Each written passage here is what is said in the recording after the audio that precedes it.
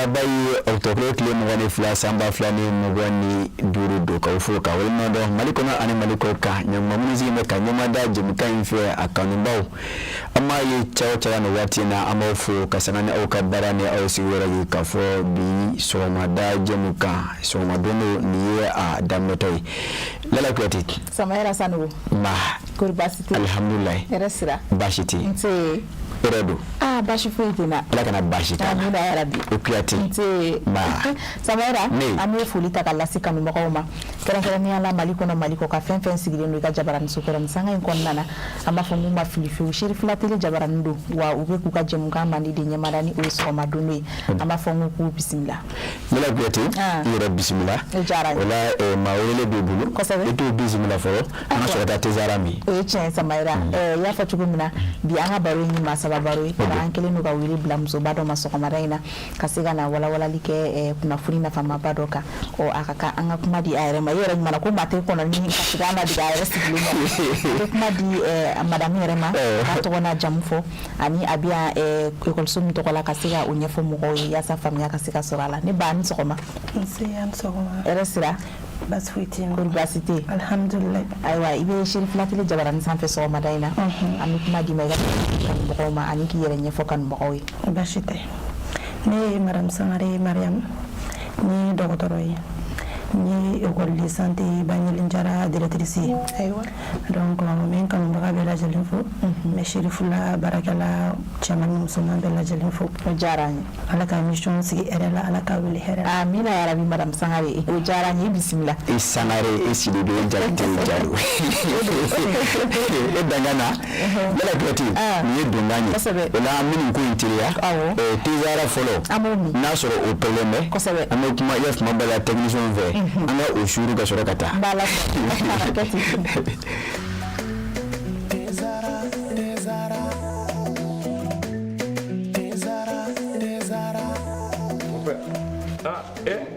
amona gani dey abe min wuli tasuma kawa mon père Mali bébé ni lele bara ni be ni lele ni infusé ka jikala ka ke teka unele tiens mon père me gars mais ani bo kundo diba te zara mon père am bébé ko kele na sare ni akuma bay e ko na surprise ki ni do abia mangani sisan wani ye teko jaro tezara tew ka tedi a bi san bi saba bɔ ni tɛ wɛrɛ bɛ nin den u y'a dilan kura ye ka segin ka na n'a ye k'a kɛ nin goroko in kɔnɔ wa ne b'a infusé de min han mɛ min bɛ yen i hakili to a la a bilenma o a jɛma o nin den ye tiɲɛ tew ka te sonsan bɔlen bɛ foli fɛ nka den tɛ jama jɛra ka duwa kɛ tezara ye makelen ka danga mɛnɛ budo diɲɛ ala farafidenu jɛra ka duwa kɛ tezara ye makelen ka danga mɛnɛ budo tiɲɛ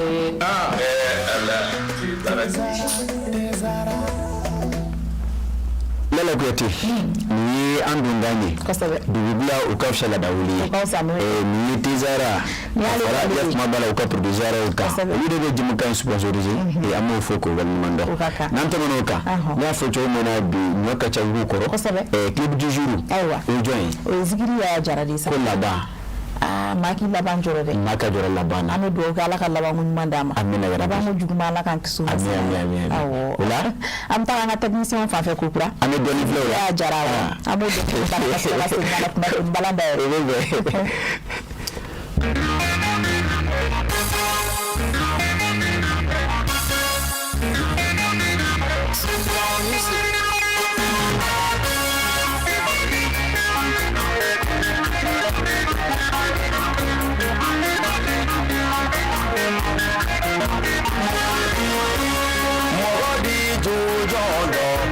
Shiti labantugo adamade ni jujono mogodi labantugo mogodi jujono mogoshita labantugo adamade ni jujono mogodi labantugo mali de ulu mogoti labantogodo farafinde wundo mogoti labando alabido uso uwari jamana obise labayoroma obigetegela ngoloni alabido uso jama jamana obise labayoroma obigegele na mogoye alabido uso kene ya jamana ibu yegiringa jola obise labayoroma obige banabatoye ayi ya lame mwene bina paribu do boye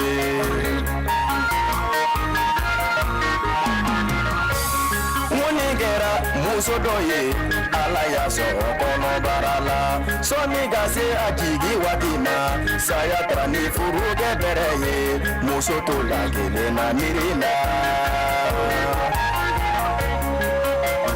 muso jigina kalo woro muso fatula dingera yati mediniye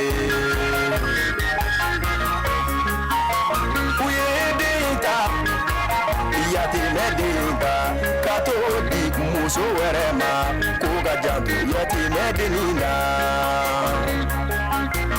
o muso kera muso juguye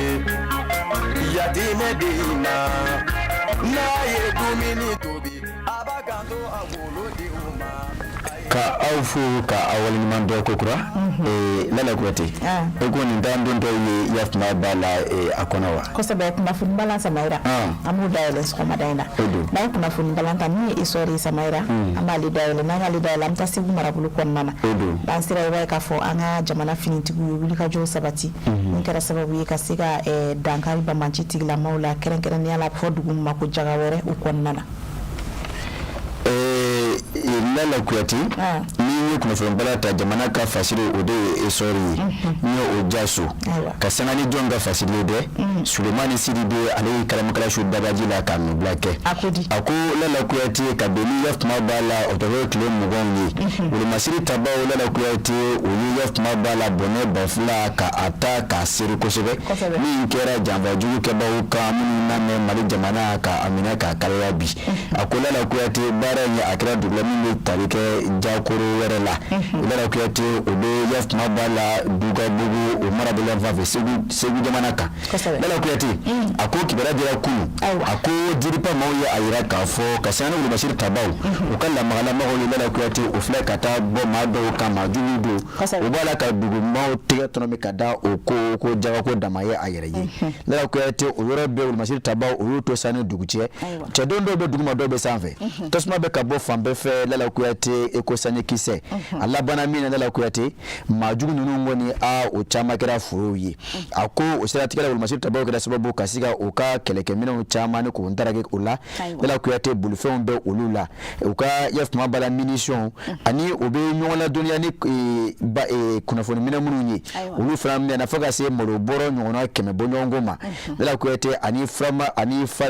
produit pharmaceutique ote fraction yewa ulu chama fram na ula lala kuyati awol mashir tabau fe lala kuyati akoni ye ata kalage kokura ako eta major general koni ayira kafo abetikere bafo anga chedonku ulu munu ni kalenga no kasiga jama kono doni obulo no fe lakana ako bawo lala kuyati ka koni nye akleta no kono don fana o segu jamana ka ebaye kafo gul mashir tabau ulabana ka maju nunu chama bla kata bada lahara lala kuyati koluke lahara dugule ye kaba kasangani oka jamva jugo sirito ye ba maliba koka akwai lala kuyate urekera sababu ni keba inko ni jamana ulmashu tabau ukani sana yala ba insoro min kera yafma bala a lala kuyate kungorota anu kuna wulu nakadi afo tare ulmashu tabau bulu wa kwanga tigera fanga ulmashu tabau ku samaira ni kuna funu mai so madaina kodi hal sami do ka anga finitibu ala ku fanga si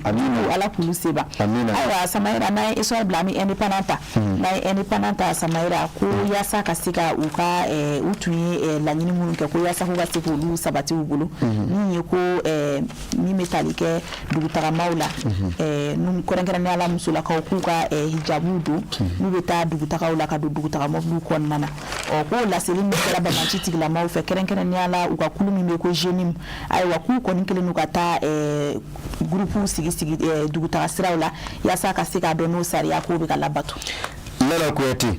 e ye kokolo dɔ wa? Ni ye kokolo de ye a ko diinɛ faamujugubaw Lala Kuyate jeune mo Lala Kuyate e y'a ye k'a fɔ nin waati laban in na o kɔni o b'a la ka bagabaga olu caya jango ka se ka jamana kɔnɔdenw olu ka bɔ ni u ka basigi la a ko Lala Kuyate o siratigɛ la n'i ye a ta k'a lajɛ o bɔra k'a yira k'a fɔ Lala Kuyate min bɛ tali kɛ kumana min na o ye a yira k'a fɔ olu kɔni gara bɔ jara transport o sen na Lala Kuyate u ye a kɛ waati kɛrɛnkɛrɛnnen k'a yira k'a fɔ an balakaw Lala Kuyate ni donna ya kumaba bolimafɛn kɔnɔ k'e kunna jamana fan fan kan Lala Kuyate k'i ka hijabu biri a ko Lala Kuyate o bɛ tali kɛ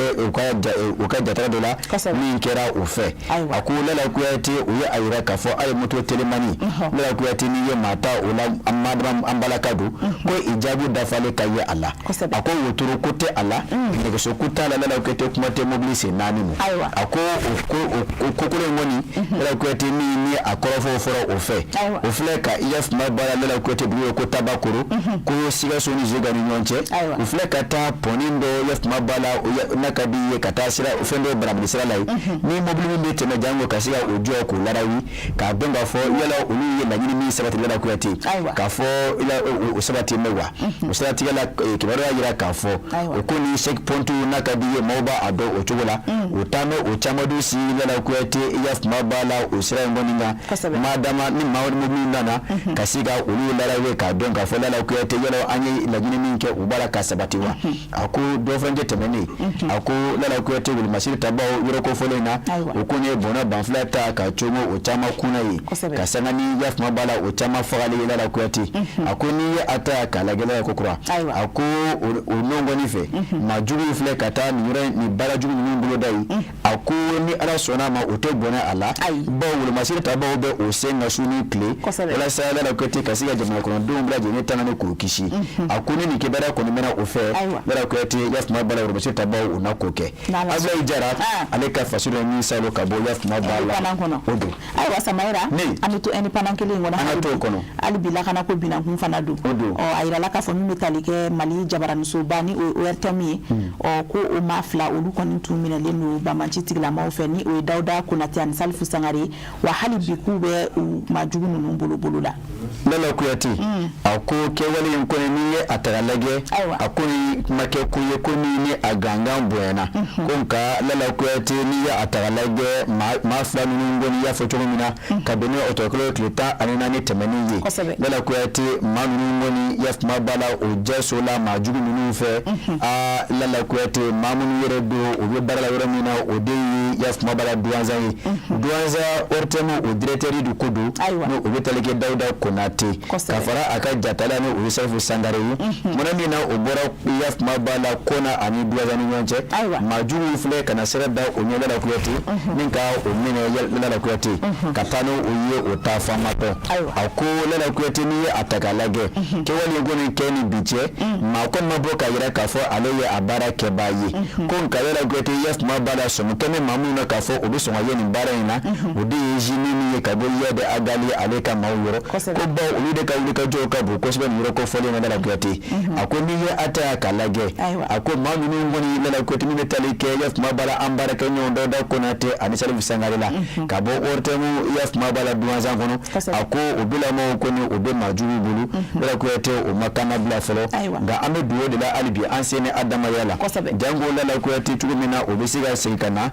an ɲuman sɔrɔ yafuma b'a la bonya ani karama kɔnɔna na Lala Kuyate k'a yira k'a fɔ ko n'i ye a taga lajɛ a ko nin bɛ sɔn ka kɛ kunnafoni dila 5 ɲɔgɔnna ye Lala Kuyate san 2020 ɲilancɛ minnu nana maajugu fɛ a ko n'i ye a ta Kalagɛlɛla Kuyate a ko o kunnafonidilaw ye jɔn ni jɔn ye a ko Salek Agijidu ani Mustafa Kone a ko olu ye kuma b'a la olu bɛ arajo ko tɔn ka bɔ Ansongo olu nana la Kuyate a ko san 2023 waati 2023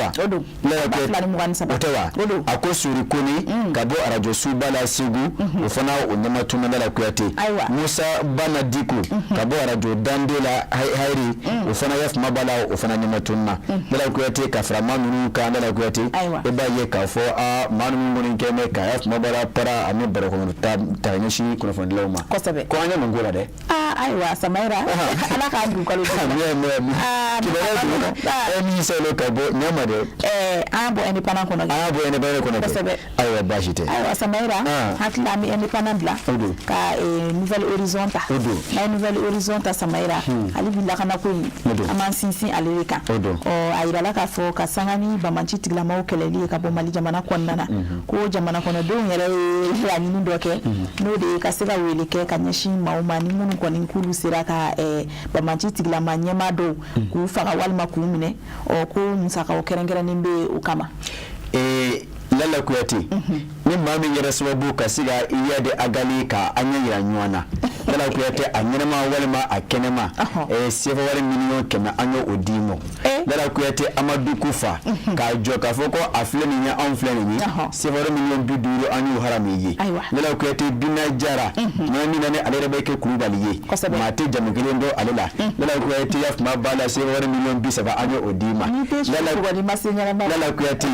Abu Yaya Lala Kuyate ni maa min ye an ɲɛna o yɛrɛ ɲɔgɔn na sefa wari miliyɔn 20 an ye o di ma Lala Kuyate ka kuncɛ ni Sumayila Buware ye Lala Kuyate ni maa min ye an ɲɛ yɛrɛ ɲɔgɔn na sefa wari miliyɔn 20 an filɛ k'a ta k'o di ma a ko Lala Kuyate ni hakilila ye min bɔra jamana kɔnɔdenw yɔrɔ minnu kɔni ye fɛn b'a la fɛn o dɛmɛbaw don n'a ka di Lala Kuyate k'a yira k'a fɔ nin waati laban in na ni maajugu damadaw de kɛ mɛ ka yafa kuma bila jamana basigi k'a visi basa ka jamana kɔnɔdenw k'o gan o kama na k'a sɔrɔ o ma fɛn gɔni dun a ko Lala Kuyate o de seratigɛ la yafa kuma bila jamana kɔnɔdenw kɔni filɛ ka fara ɲɔgɔn kan ka yira k'a fɔ Lala Kuyate ka kɛ kuluba kelen ye maa kɔni mana kɛ sababu ka se aw ni maajugu ninnu kelen ɲɛ yira ɲɔgɔn na a kɛra a ɲɛnama ye o walasa an ka se ka a sogo tigɛ k'a ban walima Lala Kuyate e yɛrɛ sera k'a fa o Lala Kuyate musaka ninnu filɛ an y'a ta k'a d'i ma ayiwa Samaira i bɛ fara a ɲinibaw kan wa ayi Samaira t'o f'i ɲɛna yan bɛɛ chacun pour soi Dieu pour tous an ka koyi bɛɛ ka fa Lala Kuyate o tuma ye sɛbɛn wa ayi bɛɛ k'i ta ɲɛɲini ka fa bɛɛ n'i ka gundo don ne ye ne bila sisan k'an ka gundo fɔ ka sɔrɔ a ma daminɛ fɔlɔ yɛrɛ est-ce que Lala Kuyate a ko kibaruya a ko nin filɛ ka ɲɛ a ko bili ŋɔni a filɛ ni maa min ŋɔni an ŋɔni bɛ ka nin ŋɔni da Lala Kuyate ka yira k'a fɔ nin waati laban in na min bɛ tali kɛ Bina Jara la n y'a fɔ ne ye kuma fɔ maa dɔw y'a kɛ i n'a fɔ ne de y'a fɔ o ko Bina Jara parfois appelé Bina Kulubali ne m'o fɔ dɛ a sɛbɛnnen bɛ ten de ko Kumadɔla Jara don Kumadɔla Kulubali don ko ale ka bɔli ka ca nin waati laban in na ka se ka jatigɛwale k'o baaraw nati ka laban ka jamana kɔnɔdenw ya kuma bala k'u ka basigi tiɲɛ a ko Lala Kuyate o sigatɛrɛ y'a ye k'a fɔ a kelen tɛ Lala Kuyate a kɔ sɛmɛ maajugu dɔw la ani minnu bɛ baara la ɲɔgɔn fɛ ni o bɛ taa kɛ Yɛd Agali ninnu ni Amadu Kufaw la fo ka se Abdu Yaya ani Sumayila Buware ma o siratigɛ la Lala Kuyate an kɔni filɛ ka musaka kɔni bɔ k'a da jamana kanu yɛrɛ kama nin ye anw ka seko ni damayira kɛli ye wurimasi taba olu dɛmɛni na ni maa min kɛra sababu ka nin kelen ye wa Lala Kuyate min f'i ye musaka fɛ an y'a ta k'a di ma ayiwa Samaira halisa Ala k'an ka jamana dɛmɛ se ka nin jugu ninnu daga bɔ an da la n'o tɛ a ko kɛra kamanagan dan ye ayiwa ka kunnafoni balan ka bɔ a kɔnɔ sɔgɔmada in na Samaira an bɛ soir de Bamako ta n'an ye soir de Bamako ta Samaira ko ka sanga ni an ka jamana ɲɛmaaw ka makun ye ka sanga ni gɛlɛya minnu bɛ jamana kɔnɔ nin waati ninnu na o siratigɛw de fɛ an ka taji donnaw ni o ye pétrolier ye olu kɔni wulila ka se ministre ɲɛmaa ma ka taa u ka laɲiniw kɔni fɔ ye Lala Kuyate Mali jamana gouvernement ko tigi gali général de division Abdoulaye Maïga kunu ka beni tarata do octobre clé mwani kelini ayi bismillah ke yaf mabala groupement malien des professionnels du pétrole mauni ako kasane jamana irane Allah halayi geleya be anga na wati natajiko bunakunka mamunu ka bara yaf mabala ne abeme odokweti ni yaf mabala ni kuyenta kalage aseme da kuminga aseme wati la anga fango fara nyonga la kwete janku anga siga fredo so no koina usitela ni atagalage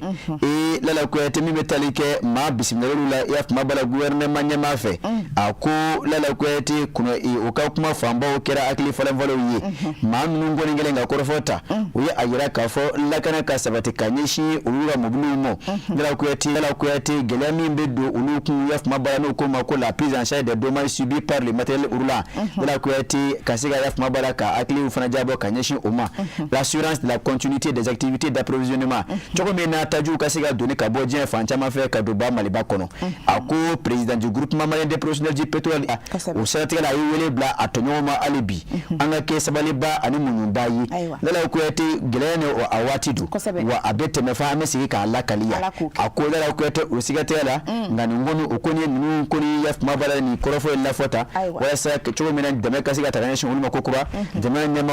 yaf mabala essence ko angajol kola ako gouvernement nyama akelinga korofota ay ayira ka fo la kwete ngoni oye be ani basigi okeli madama choko mena taji ni makasiga sense ka do ba maliba konnana ako ayi tashibla ka nyeshi bul machir tabawni mana mana small mo munu ni toya ni kuina la kwete kuma no keto kanani taji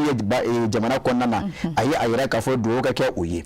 la kwete alabana ka ayira ka fo jamana nyama ko ndo osela wa dona fara aka doni anatala choko mena mamu ka bara be beni mo la kwete okasi akishi oni ani o farisogola fa maimuna dunya aleka fasilo mi salo ka bo yaf mabala nyama de soir de bamako kono o dunya so mena blai aywa samaira ami fuki bargada atite meninga kuna funu wala lakanye hakilla kan bawe famia fana so rabi kuna funi Allah halayauka obatu tezara deuxième samaira ametomi amtara adama kulbal nos fanfe tezara deuxième amumi kasoro kana kuma di doma welelima ubebe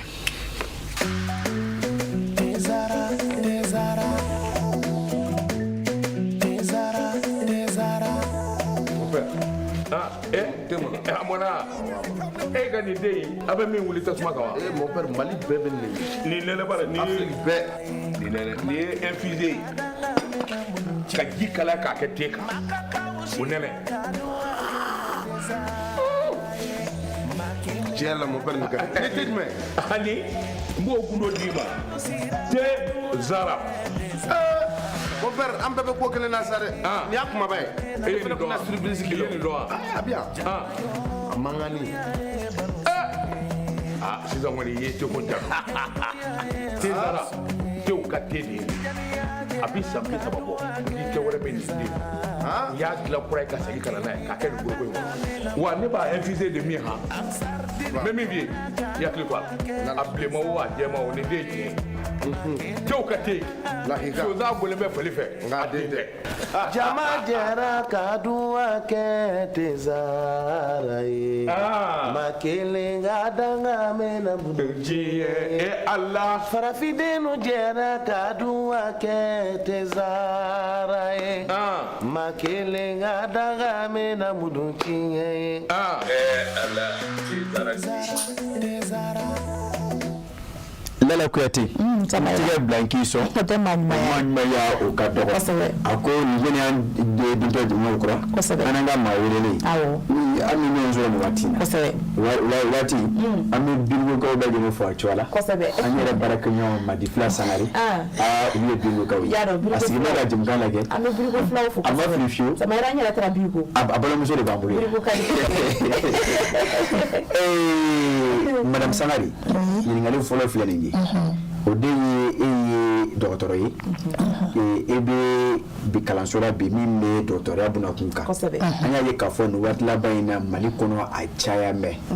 abe fan befe ani dajitu abe be doka la ko ete yoro mafara anyininga oni chele mi fleka keta yoro korote sura ala au ka kalan kono na wa bon sisan kɔni an bɛ se ka mun fɔ gouvernement tɛ ekɔliso ninnu caya contrôle la gouvernement fana bɛ laɲini dɔ de kɛ o ka se ka sariya tagama a taga bolo kan ekɔliso mana caya cogo cogo an bɛ formation de ɲini il faut que formation de kɛ ka kɛ ekɔliso ninnu na que les enfants soient bien formés yɔrɔ caya o la yɔrɔ gouvernement de bɛ yamaruyali kɛ jango ekɔliso ka se ka créer kɛnɛya bunakun kan wa n'i y'a ta taabolo ɲuman na a tɛ dayɛlɛn ten kunfɛ laɲini de bɛ kɛ k'a lase sanfɛ kɛnɛya tigilamɔgɔw minnu b'a ɲɛma olu bɛ document d'i ma n'an b'o wele ko sɛbɛnfuraw i bɛ se ka yɔrɔ ɲɛnama mun sigiyɔrɔ ka ɲi donc i b'o choisi o kɔfɛ kalanbaga joliw i n'a fɔ dɔgɔtɔrɔ joli minnu bɛ se ka na dɔgɔtɔrɔ denmisɛnnin ninnu kalan o y'a laɲini dɔ ye o bɔlen kɔfɛ il faut que gouvernement ka i autoriser ekɔliso dayɛlɛnni na an bɛ se ka mun fɔ minɛnw na o baarakɛminɛn minnu kan ka ɲini sani i bɛ ekɔliso dayɛlɛ autorisation de construction bɛ lajɛ environnement bɛ lajɛ i bɛna dayɛlɛ sigiyɔrɔ min na walima ouverture bɛ kɛ bon caman b'a dayɛlɛ ka sɔrɔ u ma se ka o document ninnu sɔrɔ mais taalen ɲɛfɛ u bɛ se k'a ɲini k'a sɔrɔ ka bɛn ni u ka promotion fɔlɔ bɔli ye o dɔw fana tɛ se k'a sɔrɔ ka bɛn n'o ye mais sariya kɔni b'a ɲini de i ka nin waleya ninnu dafa sani i b'a dayɛlɛ Samara ni faamuyara ni yɔrɔ in faamuya kosɛbɛ mais n b'a fɛ ka min ɲininkali k'a la olu yɔrɔ école de santé hali tɛ kɛnɛya baarakɛla i bɛ se ka dayɛlɛ voilà k'a sɔrɔ ka dɔgɔtɔrɔ ta ka bila a gérer la o bɛ se ka kɛ donc bɛɛ dama ka k'a dayɛlɛli la i bɛ se k'a dayɛlɛ mais à condition que i bɛ taga sira ninnu a ka conformer gouvernement ka laɲini na n'i tɛ fɛn dɔn a la n'i y'a dɔn mɔgɔw ɲini kɛrɛnkɛrɛnnenya la minnu b'a a sira tagamako ɲuman jɛya a bɛ se ka kɛ voilà o faamuyara ne ye faamu sisan parce que école de santé Samara yɔrɔ min a ka ca bi dɛ a ka ca bi kosɛbɛ sisan o la hali bi min ɲininkali min tuguni na o de ye kɛnɛya tubabuw ko la santé n'a pas de prix o kɔni o deni i yɛrɛ mara o jɛlen don ko tori tɛ dɛ kɛnɛya tɛ sa dɛ kɛnɛya tɛ sa kosɛbɛ maintenant ni a bɛ o cogo la yalɔ kalan min bɛ kɛ o kun o kɛbaaw fana aw kalanso mana caya cogo cogo a bɛ se ka fɛɛrɛ kɛ cogo de ka olu ɲumanw fana sɔrɔ parce que ni kalanso cayara est-ce que bɛɛ bɛ se ka o ɲuman sɔrɔ ka bila ekɔliso kɔnɔna na wa kosɛbɛ bon a yɛrɛ ka kuma la ekɔliso cayara formateur fana bɛ caya o ye tiɲɛ parce que a mana caya cogo cogo minɛn b'a la komi juguman b'a la o ye baara bɛɛ ye mais a mana kɛ cogo cogo formateur de kan k'u jija ani ekɔlisotigiw u ka se ka mɔgɔ ɲɛnama mɔgɔ jolen ɲini mun bɛ se ka denmisɛnnin ninnu former parce que dɔgɔtɔrɔ ɲuman minnu bɛ yen nɔ n'olu tagara sɛgɛnnafiɲɛbɔ la denmisɛnnin de kan ka na relais ta mais n'olu ma former ka ɲɛ dun est-ce que la sécurité de la population est entre de bonnes mains ayiwa madame la kosɛbɛ sisan ne la an y'a ye k'a fɔ a da sera ma n'a ma ɲɛ k'a fɔ bi denmisɛnnin o de ye sini maa ba kɔrɔ ye kosɛbɛ a kɔni ka kan maa ka jɔra nin ko in na o ye tiɲɛ kɛnɛya u bɛ minnu former olu de bɛ kɛ sage-femme ye walayi u bɛ kɛ infirmier ye Yaya Kuyate o ni o ɲɔgɔn caman kosɛbɛ nka n'an y'a ye k'a fɔ ekɔliso ka ca ka gɛlɛya bɛ a la an ye k'a fɔ ekɔliso dɔw bɛ créer école de santé a y'a fɔ cogo min na i b'a sɔrɔ u ma se ka document bɛɛ sɔrɔ ni examen y'a sɔrɔ cogo la ten n'i fo ɲininkali la parce que a ka caman bɛ yen bon ekɔlidenw yɛrɛ a bɛ joli de ka nin fɛn bɛ yen somɔgɔw fana bɛ musaka min bɔ ka don ekɔlidenw kunkɔrɔ ko ka n'a fɔ ko ɲɔgɔndan don o ye den ma se ka don ɲɔgɔndan kilasi kɔnɔ ekɔliden yɛrɛ bɛ kɛ hakilina jumɛn na o yɔrɔ la a bɛ se ka fiɲɛ bila dɔw ka adamadenya la dɔw ta ni hakili jɛ ekɔliso dɔw bɛ yen nɔ yamaruya tɛ minnu bolo olu b'u fara ɲɔgɔn kan kɛ ekɔliso wɛrɛw la dɔw ta bɛ bɛn ni sababa ye dɔw ka ekɔlidenw bɛ tɛmɛ ten cogo la problème foyi t'a sɔrɔ dɔw fana ta bɛ kɛ weleli kɛnɛ kan don u dontɔ salle kɔnɔ dɔw tɔgɔ tɛ y'a la donc est ce que ɲininkali bɛ ten kun jɔn na o la kosɛbɛ a bɛ ten ekɔli jɔbaga la a bɛ ten autorité fɛnɛ na parce que denmisɛnninw ani somɔgɔw nɔ tɛ ne kɔni t'a k'olu ye donc i b'a yira k'a fɔ o circonstance ninnu mana kɛ sisan donc segin bɛ kɛ ekɔlisotigi ani jamana ɲɛmaaw yɛrɛ de ma yaasa ka se ka fura sɔrɔ o gɛlɛya ninnu na. n'i y'a y'an y'o fɔ sani wɛrɛ ma se ma sini ekɔli santé examen na kosɛbɛ o taara ekɔliden caman de labɔ ten. u y'u labɔ. ko u tɛ se ka examen kɛ kosɛbɛ parce que t'a dɔn o tun bɛ so minnu ba ekɔlisow ma lakodɔn jamana fɛ. o ma lakodɔn i y'a faamuya donc n'u ye gɛlɛyaw ye o ka denmisɛnnin tun bɛ foyi t'o la a ma nɔgɔn parce que denmisɛnnin tɛ dɔrɔn na n ka taa ye kosɛbɛ o la sisan madame Sangare an bɛ segin ma k'i ɲininka k'a dɔn k'a fɔ yɔrɔ bi kɛnɛya ekɔli santé min b'a la ka kɛ yɔrɔ aw yɛrɛ fɛ c'est à dire que ni kalanden ninnu kɛra bɔfɛnw ye u bɛ se ka don jamana kɔnɔdenw jigi kɔrɔ kɛnɛya sabatili baara la wa. kosɛbɛ u bɛ se ka don jigi kɔrɔ ni formation ɲuman kɛra u kunna u bɛ se ka jamanadenw ka laɲini jaabi parce que ne ka jateminɛ kɔni na ne ye mun faamuya santé kelen don choix laban de i n'a fɔ dɔw b'a jateminɛ kɛ sani ka don mɔgɔ gasi la n b'a ta n yɛrɛ ka faamuya kɔnɔna la masa caman b'a kɛ den mana dɛsɛ kalan na walima a mana dɛsɛ ka baki sɔrɔ walima a hakili man di ubiyɛn timinanja t'a la walima u bɛ fɛ ka kunsɔrɔ yɔrɔ ɲini den na bɛɛ b'a fɔ ko a ye taa don santé la u bɛ santé kɛ dernier recours ye ne bolo santé man tɛ ka ko ye o adamadenw ka nin bɛ kalifa mɔgɔ min na est-ce que o kan ka kɛ mɔgɔ bɛɛ sugu dɔ ye a mɔgɔ kan ka woloma de ka suganti ka sɛnsɛn ka fɛsɛfɛsɛ k'a bɔ tɔw cɛ la parce que ala kɔfɛ nin kalifalen don e la ni e tɛ mɔgɔ jolen ye denmisɛnnin caman bɛ s'an ma yen an yɛrɛ ka yɔrɔ la komi ne bɛ ɲininkali kɛ ni denmisɛnw ka di donc n bɛ to ka u hakilina ɲini k'a dɔn caman b'a fɔ madame ne yɛrɛ kɔni nana santé kɛ se tɛ ne ye parce que ne somɔgɔw ye n gɛn ka na de ne kɔni t'a fɛ u bɛ fɔ ne ye o tɛ ne bali ka sira ɲuman don a kɔrɔ parce que a caman bɛ a yiri la ko u hakilina tɛ mais formation tagabolo ani i b'u nɛgɛ-nɛgɛni min kɛ ka a kanu don la dɔɔni dɔɔni caman bɛ hakilina fali caman yɛrɛ b'a bila parce que somɔgɔw de ka choix don olu ka laɲini tɛ a ma nɔgɔn n'o gɛlɛya ye donc ne yɛrɛ kɔni bolo santé man kan tɛ ka kɛ bɛɛ man kan tɛ ka taa santé kɛ kosɛbɛ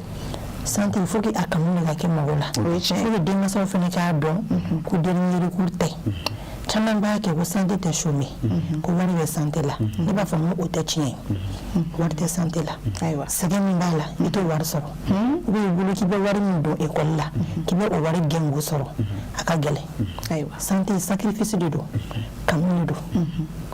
an bɛ ko ma tubabukan na ko passion ani vocation dɔw b'a fɛ n'o sira ye a bɛ se ka kɛ o hukumu kɔnɔna la i bɛ se ka i garisɛgɛ bɛ se ka fara ci i bɛ fɛn caman sɔrɔ a kɔnɔna la mais i ye fɛn fɛn kanu o baara t'i tɔɔrɔ i ye fɛn fɛn kanu o buruburu minɛ tɛ foyi k'i la mais e donna fɛn min kama fɛn dɔ kama ni hakilina t'a sɔrɔ i tɛ timinangoya wa i bɛ timinangoya o timinangoya bɛna taa bin jɔnni kan banabaatɔw tɛ yan o don dɛ e bɛ taa dusumangoya ta k'olu sɛgɛrɛ e dun kan ka kɛ olu de kama k'olu ɲɛji cɛ k'olu tɔgɔtɔgɔ k'olu hakili yira ɲɔgɔn na pour que ka bana funteni kun fɛ mais e min don min ye wariko ye k'i bɛ taa dɔ sɔrɔ est ce que e bɛna se ka nin bɛɛ kɛ wa a ma nɔgɔn o ye ne ka kuma ye yɔrɔ ma fɛrɛ kɛ i bɛ kɛ boucher de ye i bɛ k'a ye dɛ an b'o de don kosɛbɛ sama ni e dun min ye wariko ye n'i ma wari sɔrɔ e dusugogoya don o ye tiɲɛ ni banabaatɔ min nana i t'o fara k'o bila wa kosɛbɛ est ce que e ye furakɛla ye i t'o ye i ka maaw furakɛ i tɛ maaw fa wa kosɛbɛ Samaora an bɛ madame Sangare fɔ an bɛ ala deli ala ka hakili ɲuman d'an bɛɛ ma ayiwa Samaora o yɔrɔ la ne tun bɛ fɛ ka ɲininkali min k'a la komi madame Sangare yɛrɛ i ko ko infirmière don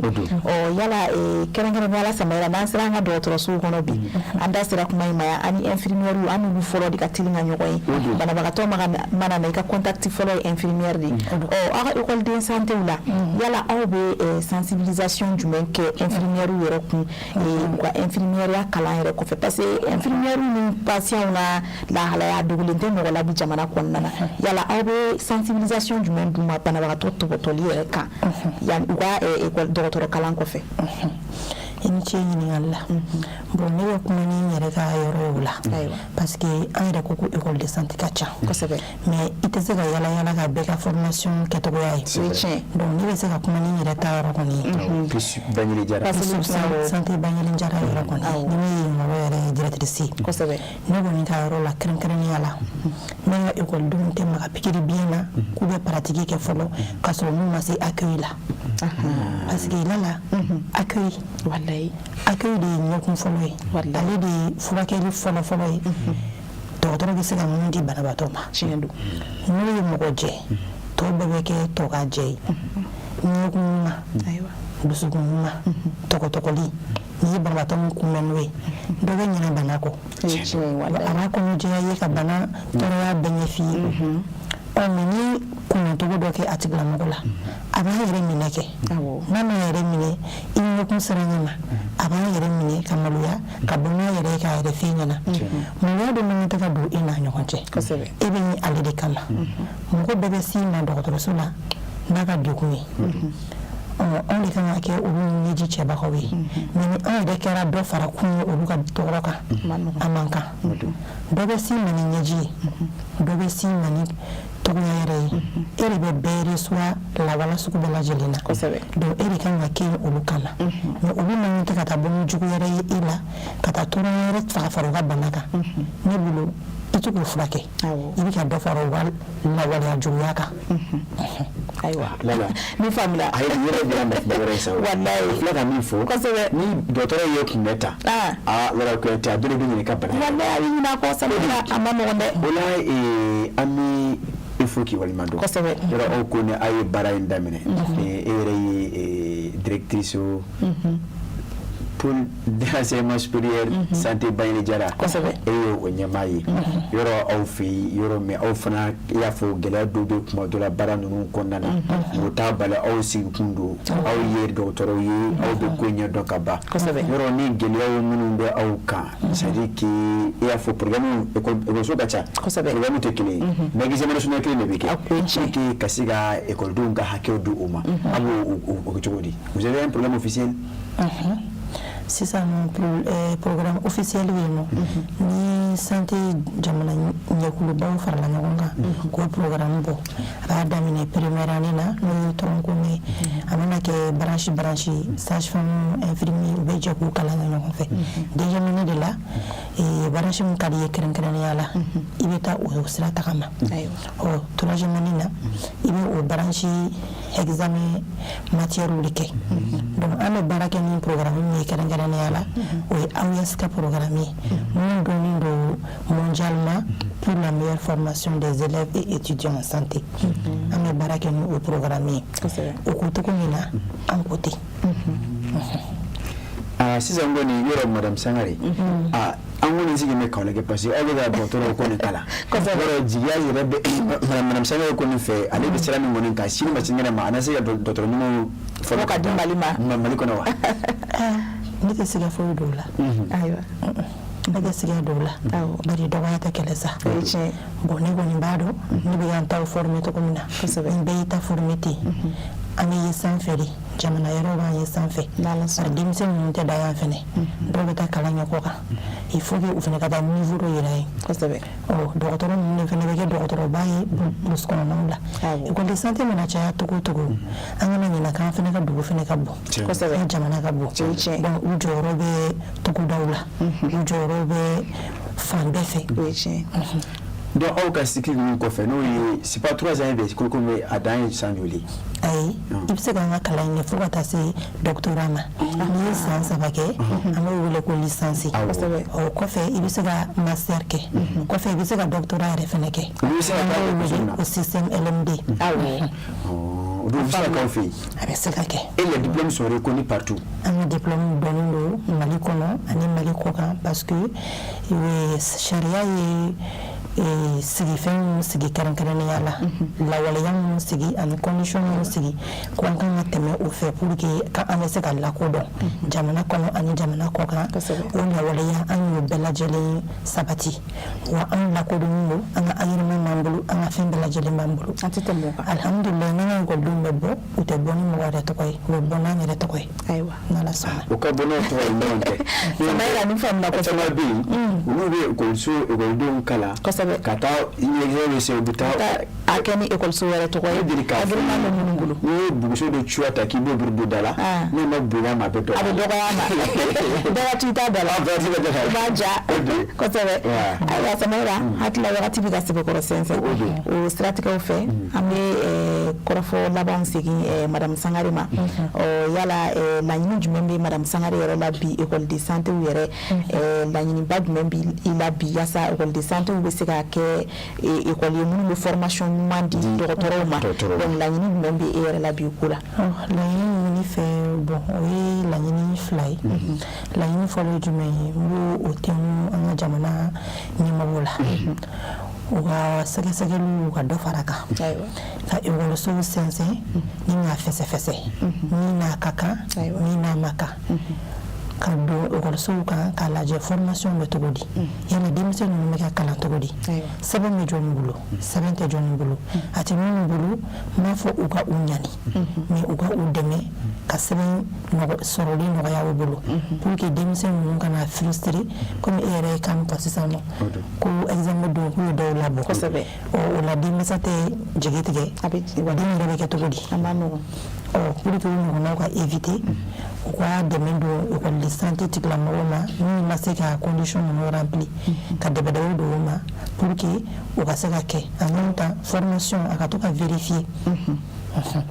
ne b'o laɲini kɛ an ka jamana ɲɛmɔgɔw la n ka laɲini filanan ye jumɛn ye n b'o tɛnkun denmansaw la ani denmisɛnw yɛrɛ u k'a dɔn ko santé tɛ dernier choix ye wa wariko kana na i bila ka na santé kɛ a kanu na k'i la i kana o ye tiɲɛ ne b'o de fɛ parce que mɔgɔw mana fɛn fɛn kanu o ta ka pɛrɛn tɛ foyi k'i la mais i mana na don fɛn na ko karisa b'a la n'an yɛrɛ ka don a la n'o donkun na kɛ kelen ye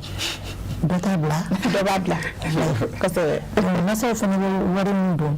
wari min ji ka timi kosɛbɛ i b'a don denmisɛnnin na ka sira don a kɔrɔ kuma dɔw la a choix dɔw ka ɲi parce que denmansa dɔw bɛ denmisɛnnin dɔw gɛn taa nin kɛ nin ka ɲi ma a daminɛ den tɛ k'a fɛ taara ɲɛfɛ hali n'a fɔ m'a minɛ mais dɔw fana tɛ sɔn dɔw b'a kɛ yen ten mais u tɛ k'a fɛ bon n'o banbagaciya cayara santé kɔnɔna la population de bɛ sɛgɛn kosɛbɛ kɔrɔfɔ tuguni na ka foli lase maaw ma an ka jɛmukan kuncɛ madame Sangare merci bon yan yɔrɔ la bɛ ni n ka employeur fo n b'a daminɛ ale la Sunjɛ Tarawele n'i y'a ye ne bɛ kɛnɛ in kan bi lajɛlen fo n bɛ Serifula mɔgɔw yɛrɛ bɛɛ fo n b'aw yɛrɛ fana fo n bɛ furu yɔrɔ fo famille Sangare n bɛ bɔ yɔrɔ fana fo famille Sidibe ani n bɛ n ka kabila bɛɛ fo birigo sigila mɔgɔ bɛɛ o diyara n ye an bɛ birigokaw fo nka filamuso ma cogo di ma ɲɛ Samaira an kɔni filaw kan ka an bisimila ci nɔnɔ de ka bɔ filaw fɛ ka taa filaw fɛ invité n'ala sɔnna o bɛ diya ye a balimakɛ tulo b'an na nin sanga in kɔnɔna la Madi fila peut-être nɔnɔ file min sɔn ka kɛ fila ye o Samaira Madi fila kɛmɛ nɔnɔ fila ye e fana yɛrɛ bɛ ka min kɛ den ma ayi Madi fila t'o kɛ a bɛ na nɔnɔ kɛnɛ pure waati fana kasi jɛmukan t'o bila an b'o bila Samaira yanni an k'an kɔ don ɲɔgɔn na an bɛ foli kura ko kura ka ɲɛsin madame Sangare ma a sɔnna ka na wele jaabi sɔgɔmada in na an ka se k'an da don nin babu nafamaba in na ni école de santé lahalaya ye ka se k'o ɲɛfɔ kanubagaw ye o diyara an ye kosɛbɛ an b'a fo k'a ka baara yɔrɔ mɔgɔ bɛɛ lajɛlen fo k'a fɔ halisa u ka laɲini ye minnu ye Ala k'u sabati n'o bɔra yen Samaira an bɛ kanubagaw fana fo olu minnu tun sigilen don jabaranin kɔrɔ ka se ka ɲɛmadali kɛ an ka jɛmukan na an b'u fo k'u barikada k'a fɔ nin kɔni an sera ka nin fara ɲɔgɔn kan bi jɛmukan kɔnɔna na n'Ala ma basi kɛ n'a ye sini fana yira an na n dalen don a la olu ni anw an bɛ segin ka ɲɔgɔn sɔrɔ nin kɛnɛ kelen in kan nin waati kelen in na Lala Kuyate an bɛ birigokaw fo madame Sangare cuwa la kosɛbɛ ka yafuma b'a la fulaw b'a ye ne fo o diyara n ye o don nka mana ni nɔnɔ kɔni ye misina sɔrɔ sira fɛ fulaw a ma sipa fɔlɔ dɛ a ma sipa dɛ Samaira nɔnɔ ma na a ma sipa dɛ ayiwa baasi tɛ a sipa o la ka bɛɛ bolo fɛ kuma sufɛ 23h30 sur 30 n bɛra kuyate sini an bɛ kura an bɛ u maana o la ka bɛɛ ɲini fo ka bɛɛ ɲuman dɔn Mali kɔnɔ ani Mali kɔ kan waati na ni jɔ bɛɛ tɔgɔ ani a jamu na ala ma baasi kɛ an bɛ ɲɔgɔn sɔrɔ yan si ala ka sini yira amina ne tɛ Zara de ka kɛnɛya ani lafiya sabati bɛɛ lajɛlen farikolo la a ka di kojugu ne bi yan gɛrɛn baro bɛ ɲaga wa bɛɛ lajɛlen ɲɛda bɛ walawala n'u ye ne min kaban dɔrɔn bɛɛ lajɛlen bɛ nisɔndiya ne ko jɔn de star ye dɛ